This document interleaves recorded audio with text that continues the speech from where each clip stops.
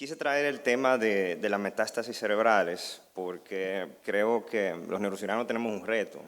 Las lesiones metastásicas son las lesiones frecuentes malignas que más vamos a ver en el sistema nervioso central. Cuatro veces más frecuentes que los gliomas, y con el aumento de la supervivencia que tenemos en los pacientes oncológicos que estamos viendo en todas las categorías, casi un 20 o un 40% de esos pacientes van a presentar en algún momento de su enfermedad una metástasis cerebral. ¿De dónde van a venir estas? ¿De dónde van a proceder? Bueno, de cualquier cáncer te puede dar una metástasis, pero hay algunas que tenemos predilección. Por ejemplo, 50% de los cánceres de pulmón harán metástasis en el sistema nervioso central, de un 15 a un 20% de los de mama, un 5 a un 20% de los pacientes con melanoma son los grandes tres renglones. Hay otros, como los de células renales, los colorectales, en menos frecuencia, pero también va a llegar un buen porcentaje de pacientes, aproximadamente el 15%, del cual desconocemos de dónde viene. Y probablemente nos toque a nosotros ser el primer encuentro de ese paciente con su enfermedad metastásica. Dentro de ese renglón de pacientes que no sabemos de dónde viene la primaria, obviamente tenemos que hacer un estudio de extensión, pero hay algunas características de la imagen inicial que nos pueden permitir predecir de dónde va a venir ese tumor. Sí, este estudio, resumiendo, miró eso y ¿qué encontraron? Bueno, las lesiones de mamas en general tienden a ser lesiones múltiples, pequeñas y con una predilección a la zona infratentorial. Los cánceres pulmonares tienden a desarrollarse de una manera mucho más necrótica y con un valor mucho más acentuado en los mapas de ADC. Los melanomas tienen una predilección por ser únicas, con una susceptibilidad puntiforme muy marcada a nivel intratumoral y una hiperperfusión también marcada de igual manera. Si revisamos la literatura oncológica general, vemos que hay una gran tendencia de parte de la comunidad oncológica de ofrecer tratamientos sistémicos para pacientes con metástasis conocidas del sistema nervioso central. Esto es algo que ha cambiado mucho en las últimas décadas. ¿De acuerdo? Entonces yo creo que nosotros tenemos que estar a la altura de ese cambio que están presentando a nivel médico. Ya el rol de la terapia en la supervivencia, de la radioterapia y de la cirugía en la supervivencia de estos pacientes no está cuestionado, esto está demostrado hace años. Sabemos que la cirugía más radioterapia en alguna forma va a aumentar la supervivencia y va a mejorar la calidad de vida en estos pacientes. Entonces, como neurocirujanos, cuando nos enfrentamos a un paciente que tiene una metástasis cerebral, ¿qué es lo primero que tenemos que determinar? Bueno, estamos ante un paciente con una lesión solitaria o ante un paciente que tiene lesiones múltiples metastásicas. De eso va a depender un poco de nuestra estrategia. Obviamente, la lesión solitaria, la cirugía ofrece beneficios claros. Podemos resecar tumor, podemos hacer diagnóstico en caso de que no tengamos diagnóstico ya conocido, y juega un papel importante y preponderante en pacientes que presentan con sintomatologías neurológicas significativas debido al efecto compresivo de efecto masa, a hipertensión intracraneal, sobre todo aquellos de fosa posterior que van a aparecer en aproximadamente un 15% de todas las metástasis. Permite además, al bajar la carga tumoral, poder disminuir la carga que ponemos sobre algunos otros medios tratamientos adyuvantes como los esteroides. Y obviamente cada vez existen menos zonas del sistema nervioso central que consideramos verdaderamente inoperables. Eso se ha hablado mucho esta mañana. La cirugía obviamente tiene sus riesgos. Para cirugía de metástasis cerebral como tal, la mortalidad ronda un 2%. La morbilidad ronda de aproximadamente un 5%, pero un dato que yo creo que se lleven, que es importante saber que el 60% de los fallecimientos de estos pacientes se produce por su enfermedad sistémica. O sea que la causa neurológica de muerte de esos pacientes es mucho menor que lo que nosotros esperábamos. O sea que nosotros podemos aportar a mejorar ese resultado. Las lesiones solitarias, ¿cuándo la indicamos? Pues obviamente, pacientes que tienen un desempeño funcional alto con un Karnowski por encima de 70, lesiones grandes, sobre todo el número, los 3 centímetros son clave. Vamos a volver a ese dato recurrentemente, 3 centímetros, 3 centímetros. 3 centímetros veremos más adelante porque eso es muy importante. Pacientes obviamente que tenemos una expectativa de vida de 3, 6 meses, pues obviamente son buenos candidatos también para resección quirúrgica.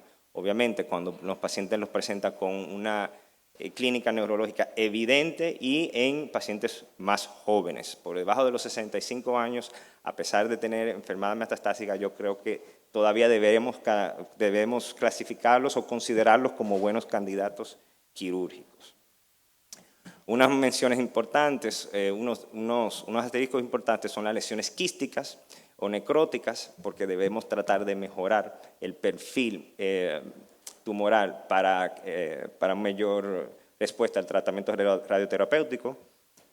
Y obviamente las lesiones hemorrágicas, en el caso que vemos aquí de un melanoma, tienden a presentar pacientes con un deterioro neurológico agudo, lo cual también deberíamos valorar tratarlo rápidamente. Entonces, la cirugía por sí sola no es suficiente. Tenemos que, recuerda que el paradigma debe ser cirugía más algún tipo de radioterapia. Porque, bueno, este estudio comparó vio que las tasas de residencias con cirugía sola eran en torno a un 50, un 60%, si no se administraba algún tipo de tratamiento radioterapéutico. ¿Y cuáles eran los factores de riesgo de mayor recurrencia? Bueno, la resección fragmentada, es decir, el sacar un tumor en pedazos en vez de sacarlo en bloque, y el volumen cerca de los 10 centímetros cúbicos. Por lo mismo, porque son tumores más grandes y son menos dados a ser sacados completamente en un solo bloque. La radiocirugía, entonces, en cuanto al tipo de tratamiento radioterapéutico, ha habido un shift de dejar la radioterapia orocranial solamente para pacientes ya más avanzados y se ha enfocado mucho, se ha vertido mucho esfuerzo en radioterapia. ¿Cuándo damos esa radioterapia? Bueno, tenemos varias opciones. Podemos ofrecer radiocirugía posoperatoria, como le dije, pacientes con tumores de mayor de 3 centímetros, la tasa de recurrencia tiende a ser bastante alta, pero aún resecado podemos irradiar la cavidad de irradiación a unas 2 o 3 semanas después de la cirugía y tener unos resultados de control local de enfermedad bastante aceptables. Obviamente la radiocirugía, no hay que decirlo aquí, es un método ya bastante conocido, no invasivo, tiene menos riesgo de complicaciones neurológicas, mucho menos que la cirugía como tal, y nos permite, un gran ventaja es que nos permite tratar lesiones solidarias y lesiones múltiples, perdón, a la vez, y muchas veces también en esas lesiones que consideramos quirúrgicamente inaccesibles, la radiocirugía nos ofrece pues mucha ventaja. De eso hay mucho publicado, pongo solamente algunos ejemplos. Este es una paciente con una metástasis de mama. En el medio del tallo cerebral se recibió tratamiento con radiocirugía estereotáxica. Al año, pues prácticamente no había tumor. 34 meses, 5 años más tarde, todavía no hay tumor. Otro paciente, lesión única, melanoma. 25 meses después de radioterapia, 58 meses y 89. ¿Qué pasa con esos pacientes con lesiones múltiples? ¿Hay indicación quirúrgica? Normalmente, yo me recuerdo cuando yo era residente, un paciente con un diagnóstico de metástasis múltiple era prácticamente un paciente que estaba en etapa terminal de cáncer. Eso ha cambiado radicalmente, sobre todo en pacientes que tienen un desempeño funcional alto. Todavía podemos ofrecer tratamiento activo para mejorar su sobrevida y su calidad de vida, aún tengan metástasis innumerables. Obviamente podemos ofrecer cirugía en aquellas lesiones dominantes, aquellas lesiones que tengan un volumen grande y que causen efecto de masa importante.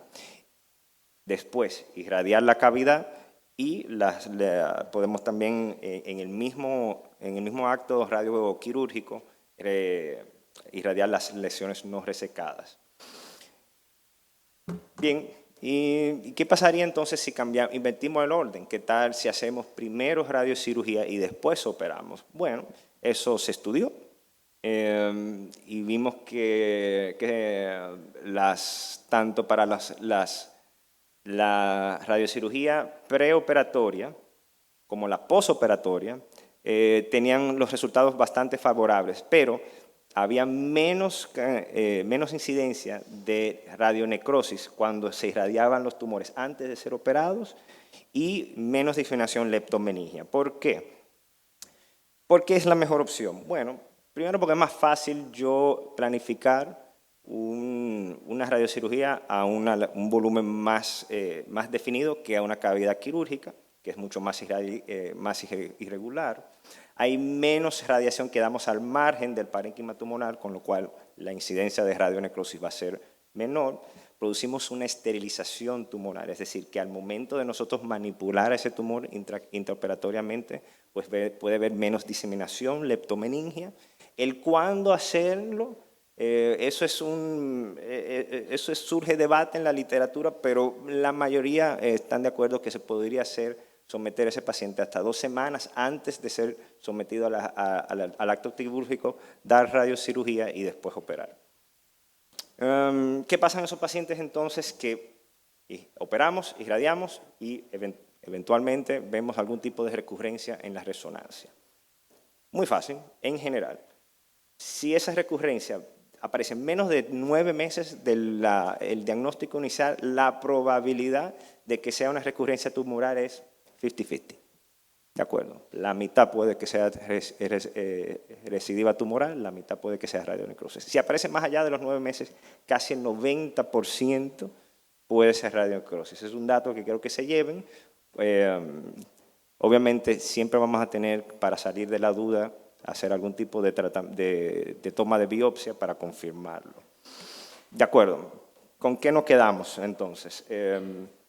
Cirugía más radiocirugía en aquellos pacientes que tienen lesiones quirúrgicamente accesibles, lesiones de más de 3 centímetros. Debemos seriamente considerarlos como candidatos quirúrgicos, aunque la radiocirugía puede ofrecer beneficios. Obviamente, cuando haya sintomatología por efecto masa, sobre todo en esos pacientes de fosa posterior, considerar la cirugía oportuna. Y cuando haya algún tipo de incertidumbre diagnóstica en cuanto al origen de esas lesiones. Radiocirugía. Bueno, pues muy bien. Cuando no tengamos efecto masa, lesiones más pequeñas, obviamente en lesiones múltiples es una opción bastante atractiva, también para lesiones profundas y en áreas elocuentes y para aquellos pacientes que por alguna razón no cumplan criterios preanestésicos para operación, la radiocirugía puede ofrecer una ventaja. Ya para concluir, ¿qué papel tenemos? Yo creo que tenemos un papel importante. Tanto en el manejo como en el seguimiento de esos pacientes agudos y crónicos. Nuestro objetivo debe de ser siempre tratar de resecar aquellas lesiones abordables en bloque. Vamos a intentar, yo urgiría a aquellos que tratan o diagnostican pacientes con metástasis cerebrales, veamos cómo podemos coordinar esa radiocirugía neoadyuvante. El Centro Gamma Knife está a su disposición. La radiocirugía también ofrece una modalidad no invasiva con yo creo que resultados inequívocos en pacientes muy bien seleccionados. No debemos de dejar a un lado entonces el hecho de que esas nuevas terapias sistémicas tienen un potencial de aumentar la sobrevida y la calidad de vida de estos pacientes. Eso se está trabajando mucho y nosotros debemos de invertir tiempo en alimentarnos con conocimiento de ello. Y en ese orden debemos mantener vías de comunicación abiertas con oncología, con radiooncología, con los físicos médicos, para tomar entonces decisiones multidisciplinarias y oportunas. Muchas gracias.